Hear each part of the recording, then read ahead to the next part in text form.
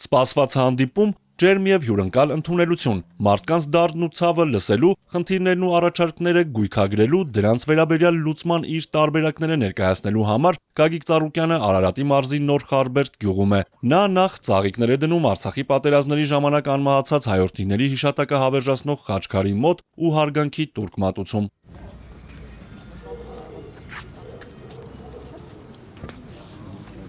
Ազատ ու անկաշկանդ քննարկում, գյուղացիներին մտահոգող ամենատարբեր խնդիրների վերաբերյալ անմիջական հարց ու պատասխան։ Հարգելի սիրելի ժողովուրդ, այսօր եկել եմ ձեր հետ հանդիպելու, ձեզ լսելու։ Եթե դուք կասեք ավելի լավ բան, ուրեմն այդ ձեր ասածը մենք կընդգրկենք ծրագրում եւ անպայման կարդալուց կտեսնեք, որ դա ձեր ասածը ընդգրկված է այդ հարցի մեջ։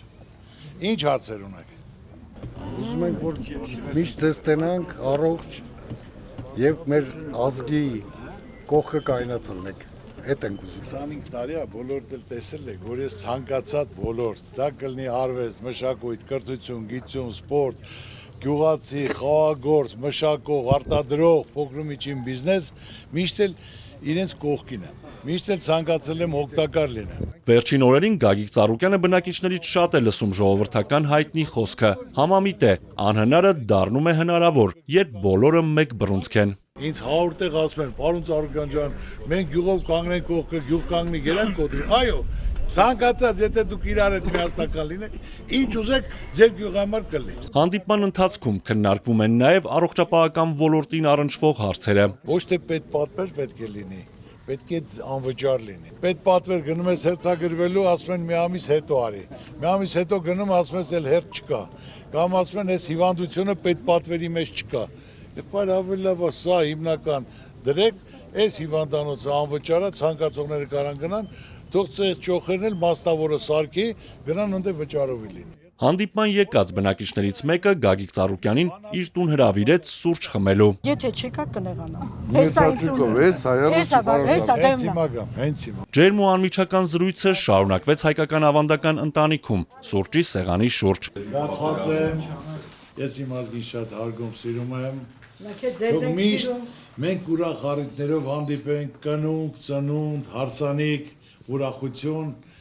ու խաղաղություն որ լինի։ Հաջորդ կանգառը Արարատի մարզի Արևաբույր համայնքն է։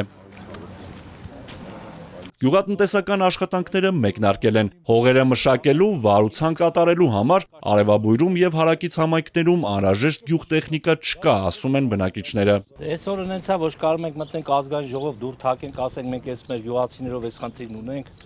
էսա մեզ պետք է նա պետք է։ Ընտրությունից ընտրություն են հիշում, պարոն Ծառուկյան։ Շատ լավ է, որ մենք ձեզ հանդիպել ենք, մեր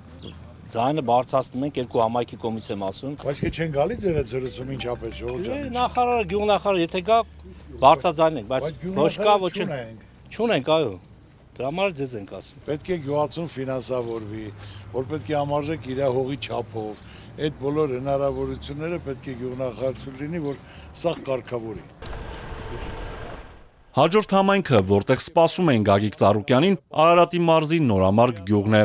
Ես մի քանի օր առաջ մեկ այդ մտքերի փոխանակում էինք անում, ասում եմ այդ մարդը ուխտ էր կապել 7 հատ եկեղեցի սարքել, սարքեց։ Մնաց, մեկ էլ ասեց Քրիստոսի արձանն եմ սարքում։ Մնաց, հիմա էլ ասում է հայ մոր արձանն եմ սարքելու։ Այս ամեն ինչը մենք տենում ենք, դուխավորվում ենք։ Այո, եկեղեցիներ, Քրիստոսի արձան, հիմա Նոյան տապան։ Համընդհանուր չարիք համարվող թմրամոլությունը թակել է նաև գյուղի բնակիչների դռները, թիրախում հիմնականում երիտասարդներն են։ Հիմա ես այսօր պարզ հասկանում եմ, որ մեր երիտասարդությունը տանում են դեպի նարկոտիկ,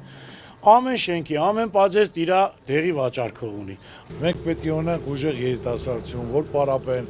Այսօր ես հատուկ ստեղծել եմ խումբ երիտասարդների եւ սպորտսմենների,